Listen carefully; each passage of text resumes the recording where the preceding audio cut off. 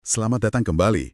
Kali ini kita akan bedah materi yang topiknya, rasanya makin relevan tiap hari ya, bahkan mungkin tiap jam. Evolusi kecerdasan buatan, atau AI.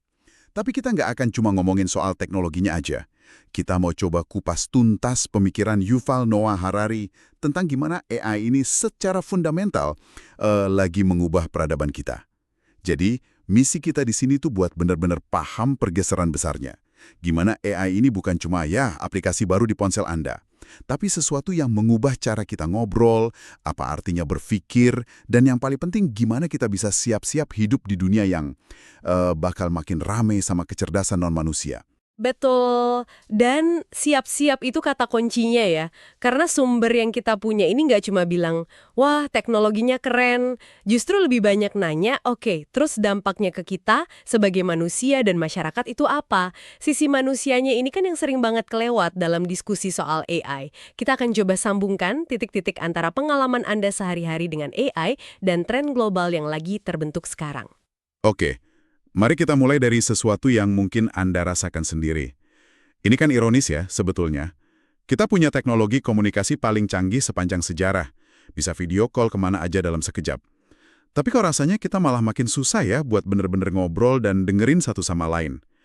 Di banyak negara, percakapan publik itu rasanya udah pecah gitu. Betul sekali, dan sumber kita ini menunjuk biang keladinya itu bukan di teknologinya semata, tapi pada sesuatu yang ada di tengah-tengahnya. Algoritma. Sadar atau nggak sadar, hampir semua interaksi kita sekarang itu dimediasi sama algoritma. Kepercayaan kita tuh pelan-pelan geser. Dulu kita percaya institusi manusia, pemerintah, media, pengadilan. Nah sekarang, Sekarang kita lebih percaya algoritma. Bener juga ya, orang mungkin nggak percaya sama satu media berita tertentu, tapi mereka percaya sama algoritma media sosial yang nyajiin berita itu ke mereka. Algoritma itu rasanya lebih objektif, gitu kan? Padahal kita nggak tahu sama sekali cara kerjanya gimana. persis, ada pergeseran kepercayaan yang sangat fundamental dari manusia ke non-manusia. Kita naruh kepercayaan kita pada sebuah kotak hitam yang kita bahkan nggak ngerti isinya apa. Dan ini terjadi di mana-mana loh. Dari siapa jodoh yang cocok buat kita, sampai berita mana yang paling penting hari ini. Semuanya disaring sama perantara non-manusia ini. Dan kepercayaan sama algoritma ini kan dasarnya karena kita anggap dia pintar. Tapi ini jadi pertanyaan besar, apa sebenarnya pintar atau berpikir itu di mata AI? Apa sama dengan cara kita manusia mikir? Harari bahkan sampai bilang, buku yang lagi dia tulis sekarang bisa jadi buku terakhirnya. Karena beberapa tahun lagi AI bakal jauh lebih jago dari dia dalam merangkai kata. Ini kan pernyataan yang cukup adikal ya. Sumber kita ini membaginya jadi dua pemahaman. Pemahaman pertama, berpikir itu adalah kemampuan mengolah bahasa, merangkai kata, angka, kode, simbol. Nah, kalau definisinya cuma ini, Wah, kalau gitu kita kalah telak. kalah telak. AI akan melampaui manusia dalam segala hal yang bisa direduksi jadi bahasa.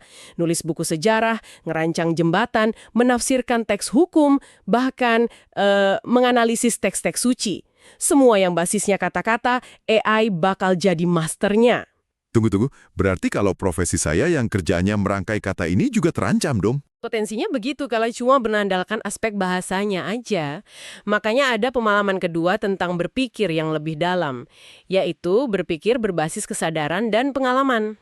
Di balik kata-kata yang kita ucapin, itu ada rasa, ada cinta, sakit hati, sukacita, duka. AI saat ini nggak punya itu. Dia bisa nulis puisi cinta paling indah karena udah menganalisis jutaan puisi dan film romantis. Tapi dia nggak pernah merasakan jatuh cinta. Dia cuma meniru polanya. Sangat-sangat meyakinkan, tapi tetap tiruan. Nah, ini yang menarik. Ada cerita dari sumbernya soal Harari yang ngasih nasihat ke anak muda. Anak ini mau kuliah teknik tapi jago Muay Thai. Nasihatnya unik. Lebih baik kamu fokus aja latihan Muay Thai-mu. Kenapa Muay Thai? Kok jauh banget dari coding atau AI? Karena Muay Thai itu contoh sempurna dari keahlian yang susah direplikasi AI. Keahlian paling berharga di masa depan itu bukan lagi keahlian kognitif yang sempit, kayak coding yang mungkin sebentar lagi bisa dilakukan AI dengan lebih baik. Tapi keahlian yang mengintegrasikan tiga hal, pikiran kognitif, keterampilan motorik tubuh, dan kecerdasan sosial emosional. Muay Thai itu melatih ketiganya barengan. Anda harus mikir strategis, gerakin tubuh dengan presisi, dan baca emosi lawan. Jadi apapun yang cuma butuh otak di depan komputer itu rawan. Tapi yang butuh sinergi otak, Tubuh dan hati itu human advantage kita, keunggulan kita sebagai manusia. Tepat. Dan ini berlaku di semua bidang, hukum, keuangan, bahkan agama. Sumber kita ini menyebut contoh yang cukup provokatif tentang pendeta AI atau guru AI. Coba bayangin sebuah AI yang bisa baca semua teks suci dalam bahasa aslinya, menganalisis setiap tafsir yang pernah ditulis selama ribuan tahun, terus ngehubungin semuanya. Manusia mana yang bisa nandingin keluasan pengetahuannya? Tunggu dulu, otoritas tertinggi. Saya agak ragu soal itu. Bukannya inti dari banyak ajaran spiritual itu ada di pengalaman batin ya? Di rasa, di komunitas, bukan cuma analisis teks. Apa AI bisa gantiin peran seorang guru yang nenangin kamu pas lagi rapuh misalnya? Pertanyaan yang bagus sekali. Dan ini balik lagi ke dua definisi berpikir tadi. Kalau agama itu cuma soal interpretasi teks yang benar, ya AI akan jadi otoritasnya. Tapi kalau agama itu soal pengalaman sadar, merasakan kehadiran ilahi, atau welas asih, nah AI nggak punya kapasitas itu. Tantangannya adalah banyak institusi agama modern yang sangat terfokus pada teks. Disitulah celah buat AI masuk. Oke, mari kita bedah ini lebih dalam. Karena ini sepertinya perubahan paling fundamental. Selama ini, kan teknologi itu cuma alat pasif. Pisau bisa buat potong buah atau melukai orang, tapi pisaunya sendiri nggak punya keinginan. Keputusan di tangan kita. AI katanya beda.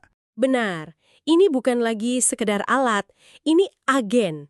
Analogi dari sumbernya gini, bayangkan pisau AI. Sebuah pisau yang bisa mutusin sendiri, melihat kondisi nutrisi orang ini, saya akan potong salad. Atau, wah, ada sel kanker, saya akan lakukan operasi.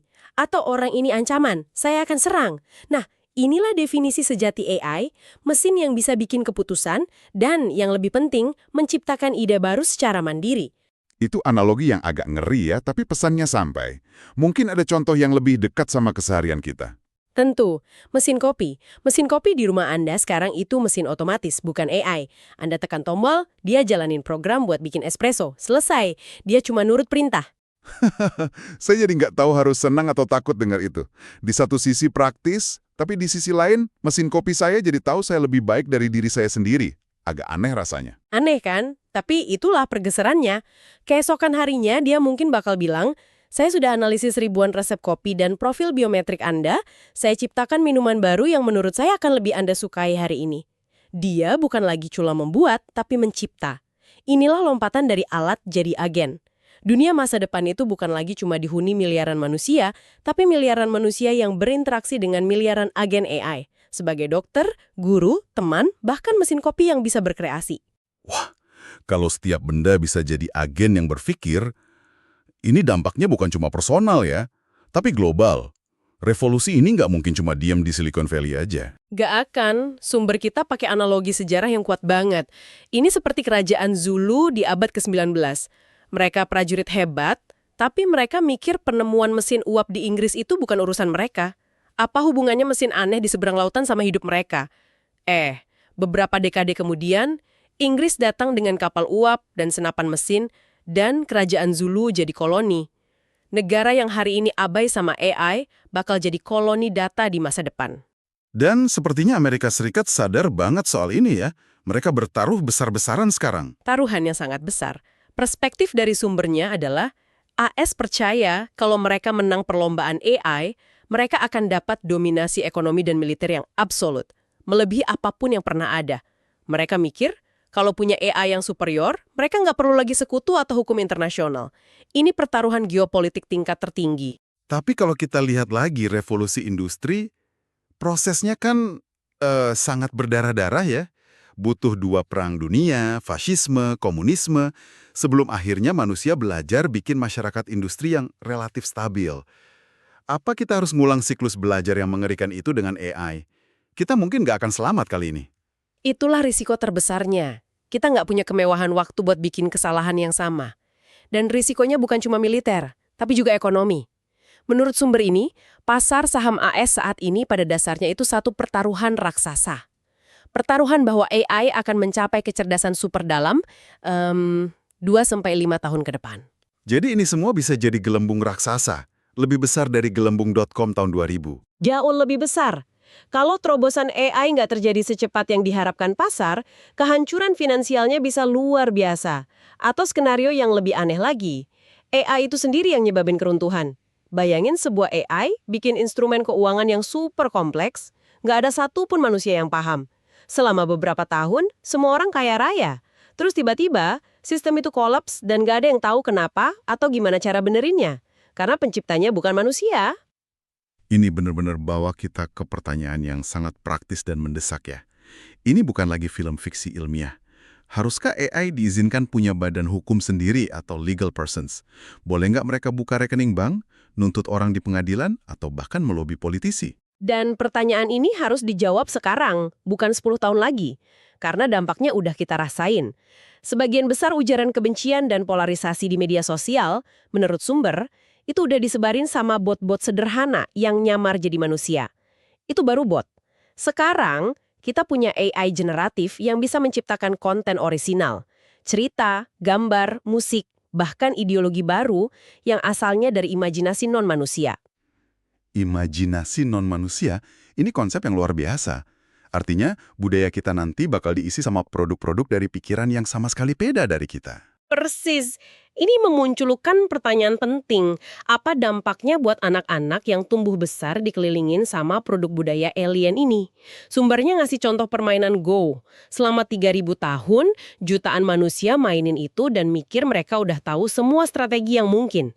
Terus datang AI AlphaGo yang dalam beberapa hari nemuin cara main yang jenius, kreatif, dan nggak pernah kepikiran sama otak manusia manapun. Jadi, AI bisa berimajinasi di luar batasan biologis kita. Tepat sekali. Imajinasi kita kan dibentuk oleh evolusi, oleh tubuh kita, oleh lingkungan kita. Imajinasi AI enggak. Ia bisa menjelajahi ruang ide yang nggak bisa kita akses. Musik yang dia ciptain mungkin punya struktur yang belum pernah kita dengar.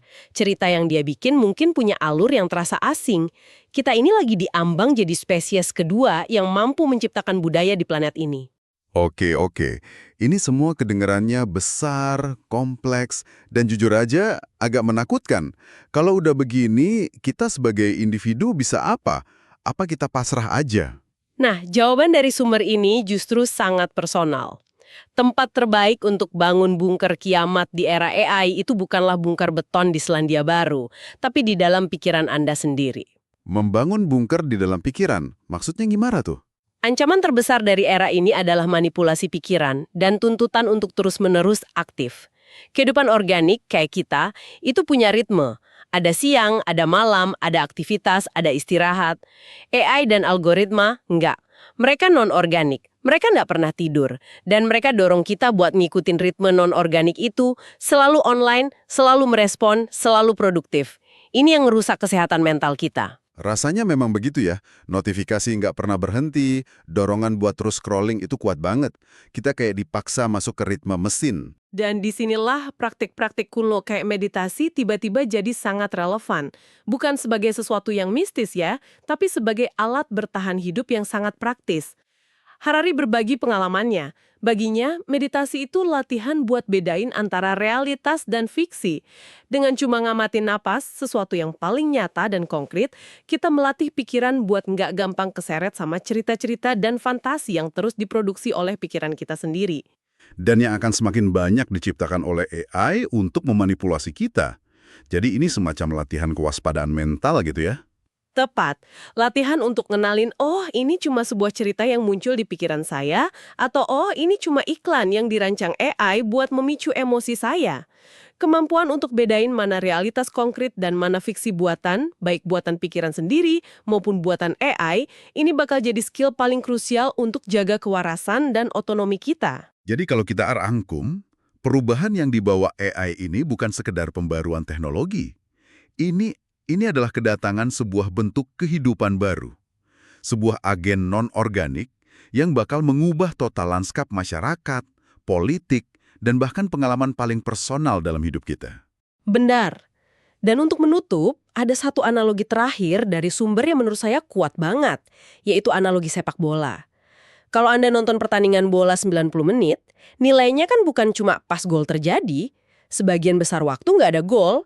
Nilainya ada di keseluruhan proses. ketegangan membangun serangan, strategi bertahan, skill individu, bahkan saat skor akhirnya 0-0, itu tetap sebuah pengalaman yang utuh. Sementara AI, di sisi lain, dioptimalkan untuk nunjukin sorotannya, highlights. Dia bakal motong 90 menit itu jadi 30 detik yang isinya cuma gol-gol aja. Semua proses diantaranya hilang. Persis. Dan ini pertanyaan untuk Anda renungkan. Di dunia yang makin didorong oleh efisiensi, AI yang selalu ingin menghilangkan proses dan langsung ke hasil, gimana kita bisa mempertahankan kemampuan unik manusia untuk menghargai perjalanan, bukan cuma tujuan? Untuk tetap mau duduk dan menikmati keseluruhan 90 menit dari hidup kita, dengan segala kebosanan dan ketegangannya. Bukan cuma berlari dari satu sorotan gol ke sorotan berikutnya.